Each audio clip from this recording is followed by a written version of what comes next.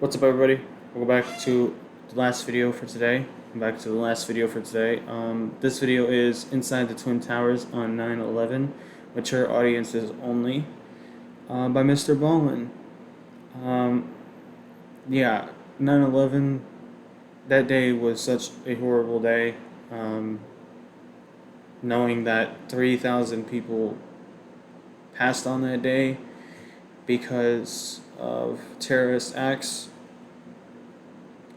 unacceptable. It's heartbreaking and tragic. Rest in peace to everybody who had passed away on 9/11, or my condolences to people who were affected by 9/11, because I know it wasn't just the families. I know it was all of Americans on that day, even to this day. I know the anniversary was about 9 or 10 days ago, but yeah, I've just been busy with certain things, so I wasn't able to watch anything that had to do with it, and I didn't really want to watch anything that had to do with it on that day. I just decided no. But I saw MrBallen upload this video, so I was like, you know what? Because he's so good at telling stories, I'm going to watch this video. But yeah, it's 32 minutes. Hopefully you guys can sit back, enjoy this video.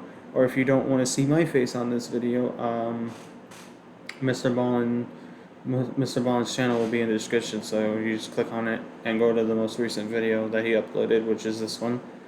But yeah, if you guys do enjoy this video, please give it a like, subscribe, go over to MrBallen's channel, like his video, subscribe to his channel, and yeah, let's get into this. On September 11th, 2001, 19 men who had been trained by the extremist group Al-Qaeda launched a terrorist attack against the United States of America. The attackers simultaneously hijacked 4 large passenger airplanes with the intention of crashing them into major U.S. landmarks, trying to inflict as much death and destruction as possible. 2 of the planes were flown into the Twin Towers of the World Trade Center in New York City. 1 of the planes was flown into the Pentagon in Arlington, Virginia, and the 4th plane crashed into a field in Shanksville, Pennsylvania. Hold on, guys. I'll be back in a second. Okay, I am back, but this photograph is messed up, man. Believed that 4th plane was on a collision course with the U.S. Capitol building, but some of the passengers on board realized they were being hijacked, and so they rushed the cockpit and tried to overpower the hijackers, and during the struggle, the hijackers intentionally flew the plane into the ground. All told, nearly 3,000 people were killed during this highly coordinated attack, over 400 of which were first responders, like New York firefighters, police, and emergency medical technicians. This attack, which is now referred to as just 9/11, was one of the most covered events of all time. As such, today, when you Google 9/11, you can see and hear the attack as it happened almost minute by minute. But the footage is so overwhelming and apocalyptic and surreal that unless you were literally there on 9/11 or knew someone who was there, at the end of it, after you're done consuming all of this footage, it feels like you just watched a really distressing movie, not you just watched an actual terrorist attack. And so yeah, this is real. Of the 20th anniversary of the 9/11 attacks, I'm going to share a first-hand account. Isn't that the reason the United States upped their security in airports and security in general because of this? That will actually take you inside. This was just only 20 years ago. And this story will not feel like a movie. It will feel very raw and very real. Full disclosure, before we get into this first-person narrative, I had to make... Oh yeah, viewer discretion is advised, because he probably will show videos like he just did of the actual event. Some educated guesses about the physical layout of the inside of the North Tower. Now, it's based on floor plans I was looking at, and videos and pictures and testimonials, but there are certain details that I'm just not 100% on. However, these are very small details that will not detract from the story, even if they're inaccurate. I have gone way out of my way to make sure that the story I tell you is as close to the actual story as it possibly can. And so with that in mind, let's get into today's story. This is gonna be fucked up. Yes. Viewer discussion is wise. On Tuesday, September 11th, 2001, 30-year-old Michael Wright hopped into a crowded elevator and pressed the number 81. Michael was an account executive for a telecommunications company that operated out of New York's famous World Trade Center.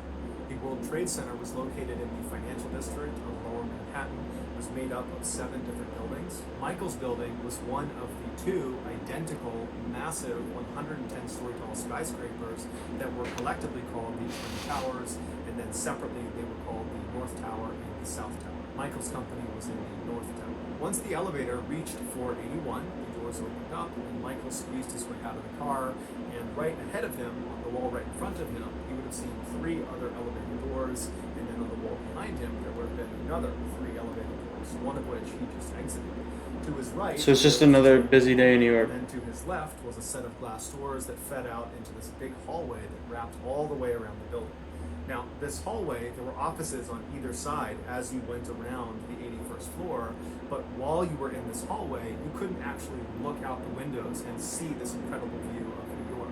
The views were only accessible once you were inside of those various office buildings. And so Michael, he gets out of the elevator, he turns left, goes through those doors, and then he turns right. He starts walking down this hallway, and then he stops in front of this wooden door on his left.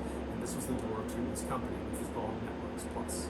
So he opens that up, and right in front of him is this huge open office space with all these cubicles. And even though it was quite early, dozens of his coworkers were already there with their headsets on and chatting and clicking away on their computers. But Michael was not in a rush. He had a morning routine, and he was not about to break it down. And so he just strolled into the room, he said hi to a couple of people, and he walked as if he was going towards the very back of the office, towards the windows. But just before he reached the windows, he found his cubicle on the right, and so he dropped his bag next to his chair, but he didn't sit down. Instead, he just kept on walking. He turned right, he went down this corridor, and then he turned right, and he was facing this cafeteria.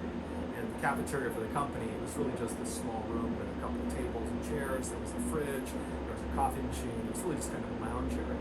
So he went in there and he grabbed a paper cup, he filled it with coffee, and then he grabbed a bran muffin that was on a community tray, and then he left the cafeteria and went back to his desk, and he sat down, and when he sat down, it was 7:45 a.m.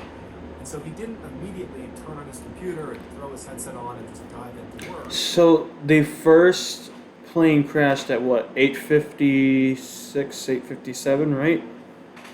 Instead, he just I'm gonna look this up. enjoyed his bran muffin, and thought about what he was going to do that day. Typically on Tuesdays, Michael would go out and see clients, and he would make some sales calls. And so Michael was just kind of sitting there getting his head right for the day, and then after he finished his breakfast, he threw in his headset, he powered up his computer, he checked his email, he started calling around. Okay, so that was 10 minutes. It's actually 8:46 a.m. that the first plane hit. Clients to set up meetings for later that day, and then around 8:40 a.m., Michael realized he had to go to the bathroom. And so Michael took off his headset, he stood up, he turned around, he left his cubicle, and then instead of walking deeper into the office towards the windows in the cafeteria, he turned left and started walking back towards the main door that fed into his office. So he gets to this door, he opens it up, he steps out into the main hallway, and then he turns left and starts walking away from where the elevators are. Those are down to his right. So he walks maybe 10 or 15 feet down this main hallway before he reaches a door to the men's room, which is on his right. And so he notices on the door, there's this sign that he hadn't seen before that said, "Please keep the bathroom clean." So he reads the sign, doesn't think much of it, pushes the door open, and when he gets in there, there's a couple of his male colleagues that are kind of yucking it up in the corner. They're actually laughing about the sign that was on the bathroom door. Bank of America had just recently moved into the 81st floor. So now Michael and his company were sharing this floor with Bank of America, and Bank of America had put that sign on the bathroom door. And so the guys were saying, "Oh, so you come into our space, and the first day you're here, you're telling us we're dirty?" And so Michael, he kind of laughed along with them, because once he put it in context, it did seem kind of passive-aggressive. At 8:46 a.m., Michael turned away from this group of laughing guys and began walking over to the urinals on the wall. But before he even got to the urinals, suddenly the building jolted hard to one side. Now, the Twin Towers were built to withstand very heavy winds, and so the way they were constructed to do that was they would flex several inches in any direction at any time. But this was not several inches, this was several feet.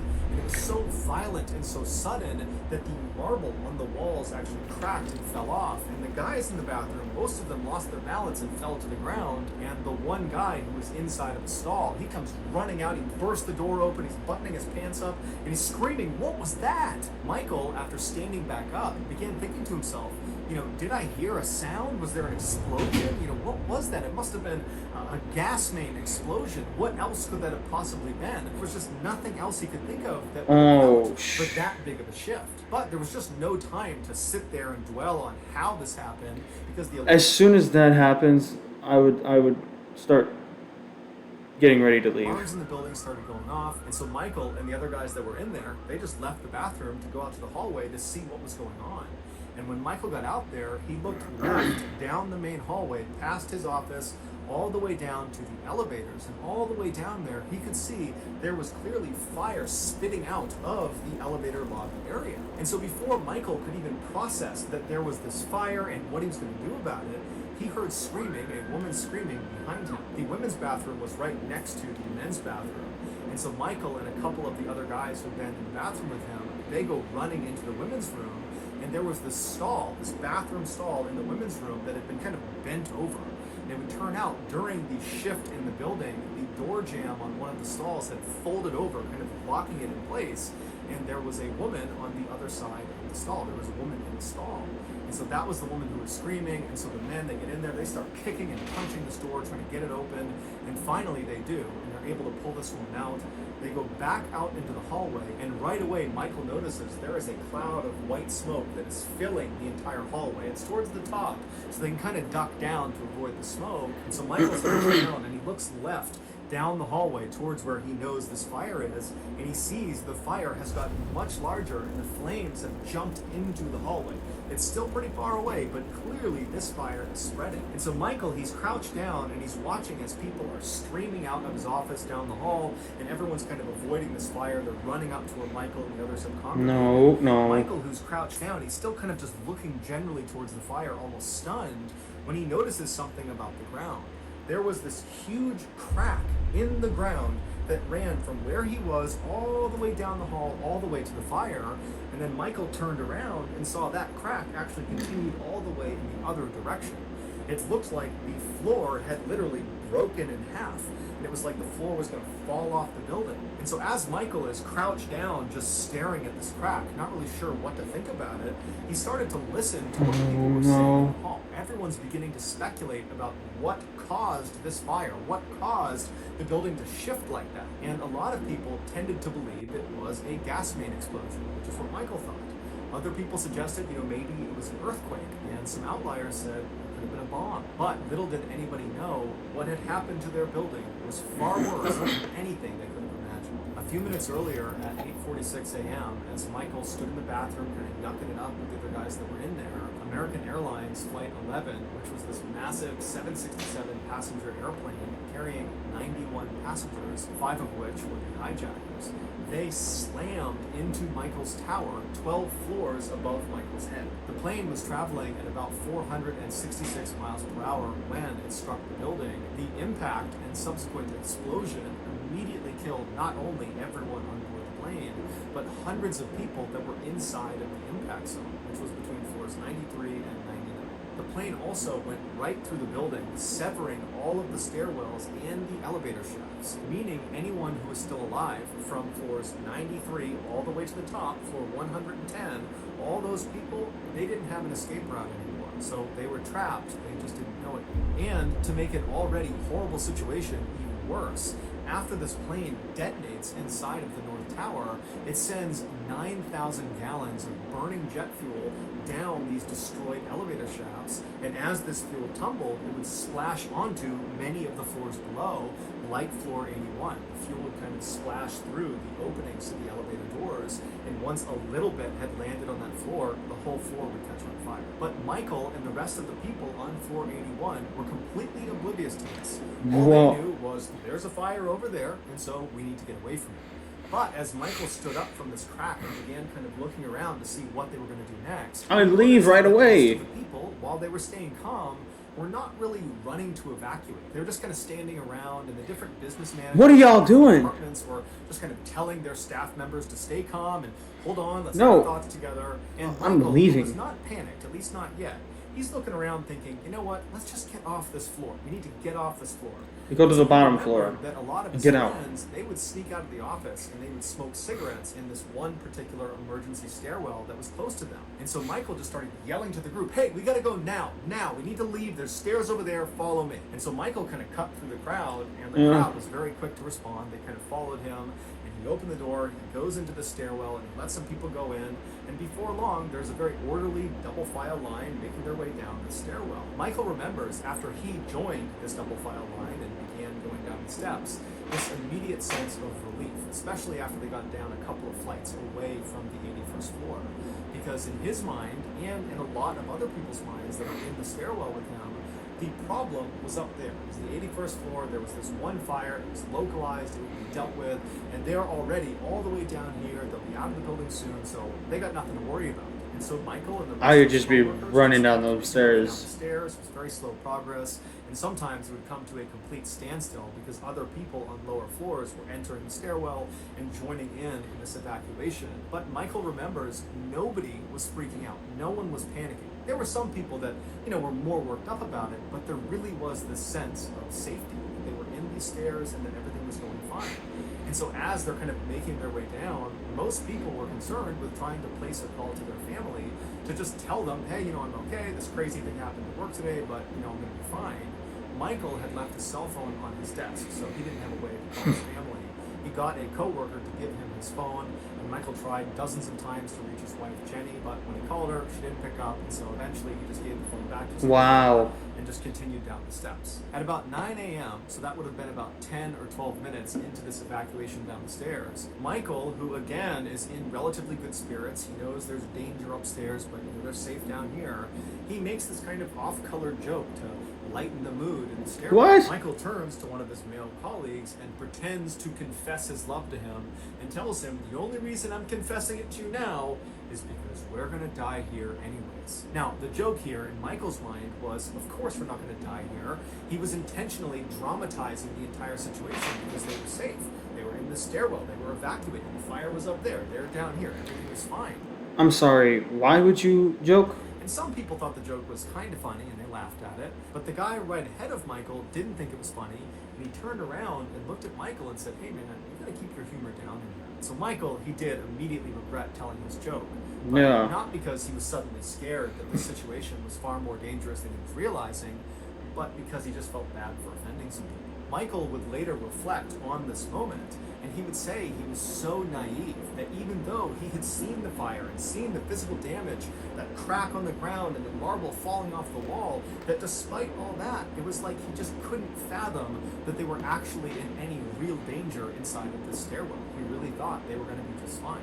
But of course, as history would show us, Michael was wrong. Around the time that Michael was scolded for his off-color joke, about 200 feet to the south of the tower they were in, another passenger airplane, United Airlines Flight 175, crashed into the south side of the South Tower. All 65 passengers on board, which included the 5 hijackers, were killed instantly. The plane was traveling at about 590 miles an hour when it struck the South Tower, and it hit Jeez. 77 and 85, killing hundreds of people in the impact site and trapping hundreds more above it. And then just like the North Tower, after the Bro, that gives me chills, man. inside of the South Tower, it I sent can't- thousands of gallons of burning jet fuel down these destroyed elevator shafts, igniting fires on many floors below. Despite being so physically close to this second plane crash, Michael didn't feel it, and apparently no one else in the stairwell did either, or they just didn't recognize it for what it was.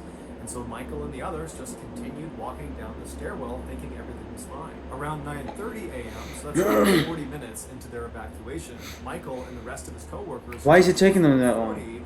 And this was the first time they saw firefighters, New York firefighters, running up the stairs to go fight this fire. And so naturally, Michael and the others asked the firemen if they knew what had caused this fire, what was going on. But the firefighters just said, look, we don't know exactly what caused this, but Go down, it's safe down there. Michael would remember about seeing these firefighters that they all had a similar look on their face. They had this kind of stoic, just kind of neutral look on their face, very calm, very mission-oriented as they charged up the stairs in all this heavy gear.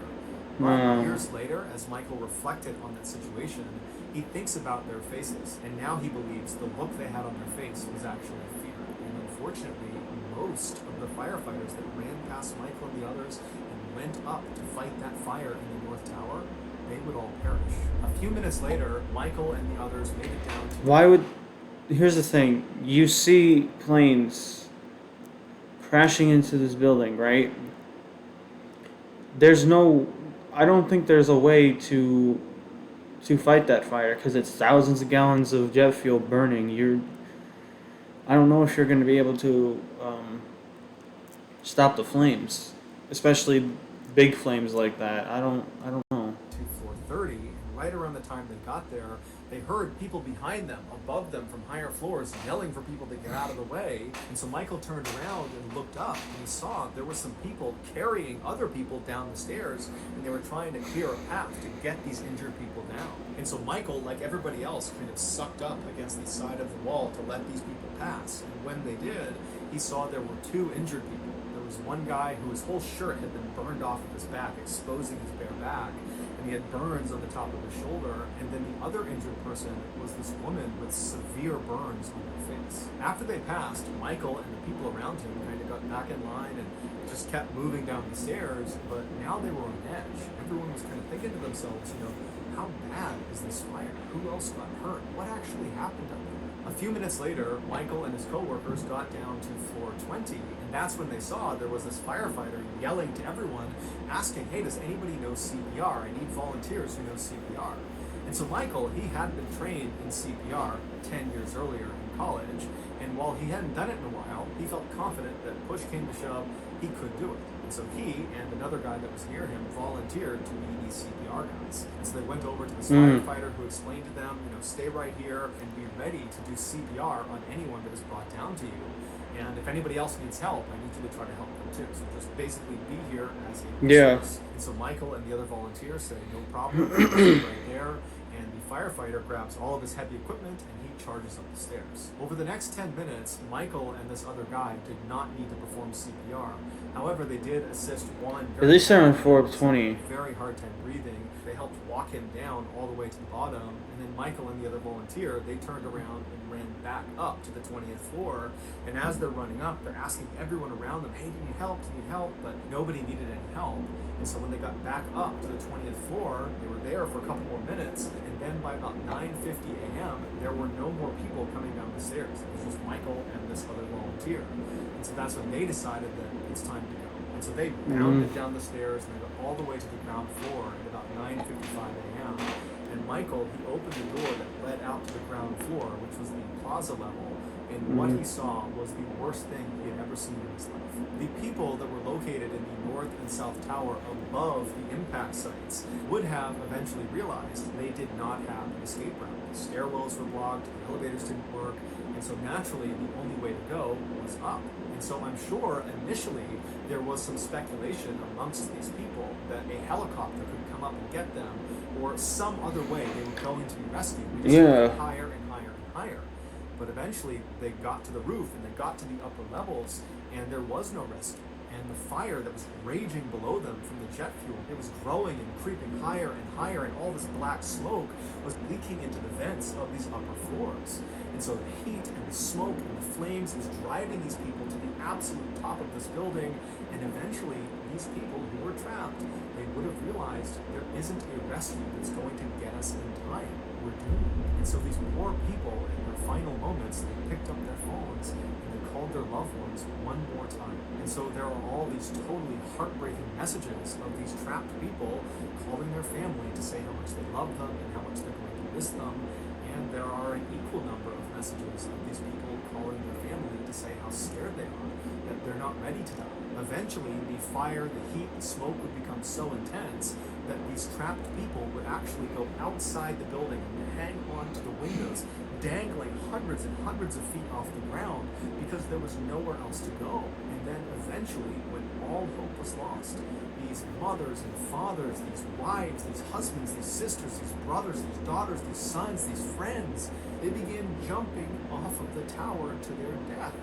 Almost all of them jumped alone, but at least one eyewitness saw a couple holding hands. One woman who was falling, in a final act of modesty, held her skirt down. Other people tried to make parachutes out of tablecloths and curtains, but as soon as they jumped, these things were ripped from their hands. The fall from the upper floors of both towers took about 10 seconds, and when their bodies hit the ground, they weren't just broken. Bro, just imagine.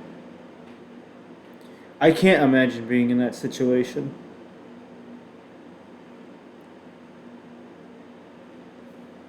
Obliterated.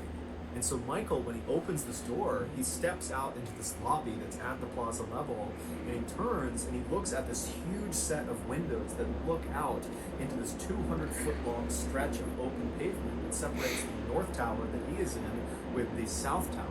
And scattered all across this stretch of pavement were about 50 different bodies. The majority of these people had jumped. The rest were either people that had fallen out of the tower from the impact of the plane, or they were passengers on board one of the two planes that actually hit the towers. Michael had no way of processing what he was looking at, because as far as he understood, there was just this fire at the top of the tower he was in. How could all these people be out here? What happened to them? And so as he's scanning the absolute horrors outside, he also sees there is blood all over the windows, and that was from the people that had fallen close to the building. And so as he's seeing all this blood and this carnage, he just puts his hand up over his eyes. Like, he doesn't want to look at what's going on outside. He just can't possibly process it. I'd look so away. Instead, he and this other guy, they say, okay, let's not go outside, because if we go outside, something could land on us, a person could land on us, we don't know what's going on out there.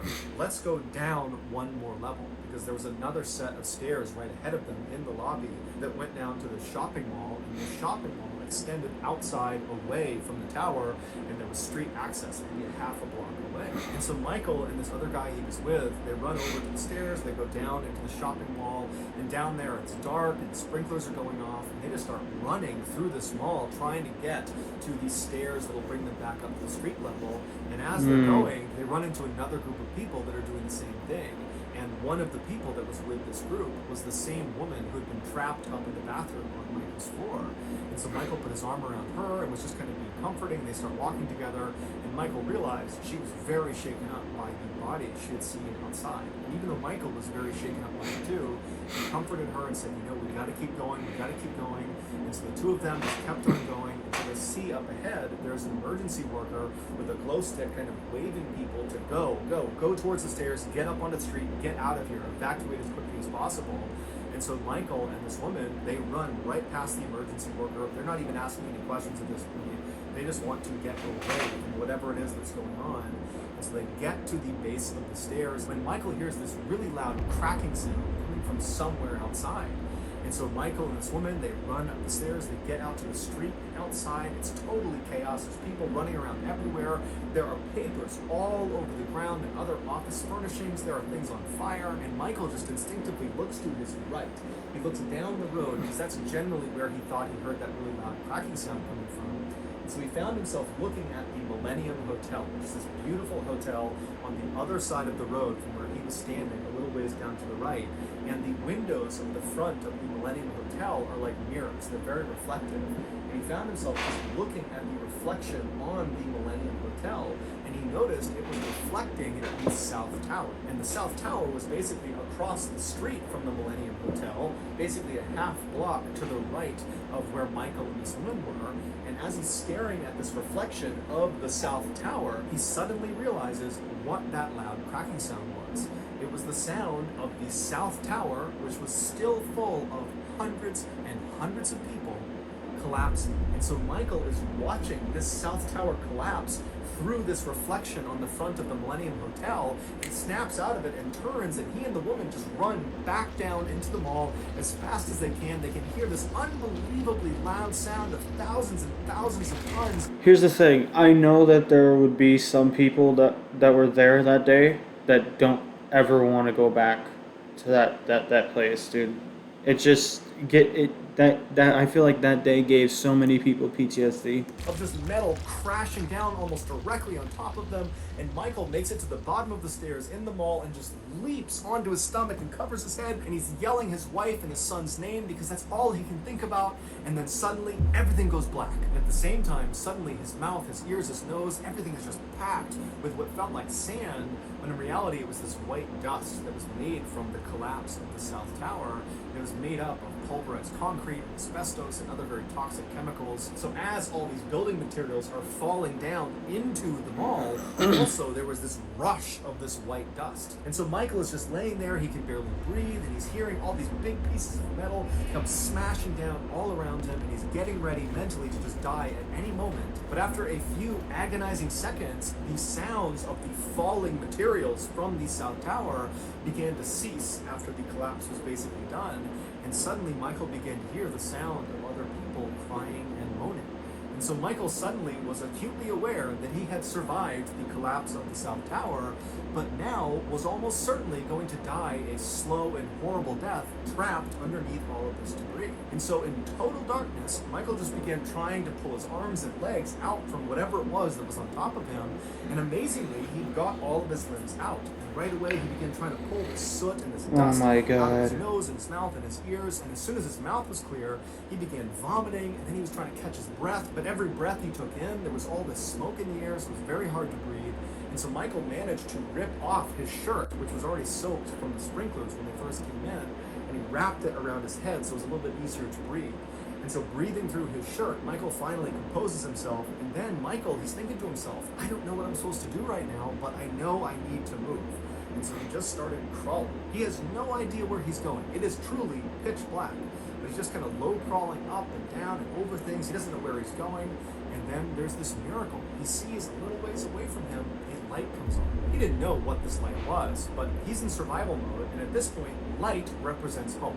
And so he just started crawling towards this light, and he managed to go up and over all this debris, and finally he gets to this clearing where this light is, and it turns out the light was a flashlight held by a fireman who had also survived the collapse of the South Tower. And so Michael crawls over right near this guy and realizes he can stand up. There's enough clearance. He stands up and he looks at this fireman, who's this big guy with a mustache, and Michael says to him, what are we going to do now? And so this fireman apparently was remarkably composed. He doesn't really say much to Michael. Instead, he just pulls his axe off his shoulder and kind of gestures for Michael to follow him. And so Michael naturally follows this fireman, and so he leads them over to this wall. And the fireman reaches out and he rubs the wall with his glove, and he rubs away a lot of soot and dirt to reveal a glass window. And so he tells Michael to stand back, and the fireman winds up and he smashes this window, and on the other side of this window is this Borders bookstore, and in the middle of this Borders bookstore is a staircase that goes up to the main floor and out onto the street. And so Michael thanked this fireman and then climbed through this opening into this bookstore, and as he was climbing through, he looked back towards the rubble, and he saw there were lots of other people who were crawling out of the rubble and were getting in line to also climb into the bookstore. Jeez, man. So Michael, once he was through, he waited for a few people, and then they together ran to the staircase. They went up to the first floor, and they went out to the street. And when they got out there, It just get dark on my camera. Jeez. there was that white dust over everything, over people, cars, buildings, everything. They could barely see in front of them.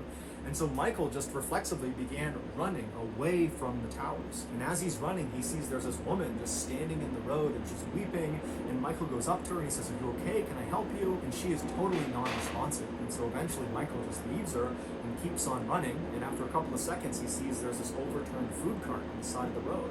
So there's no one nearby. He runs over, he gets 2 iced teas out of the cooler. He opens one, pours it over his face to kind of clear his face off, and then he pours some into his mouth to wash his mouth out, and then he just keeps on running. And again, everything around him is just covered in this dust.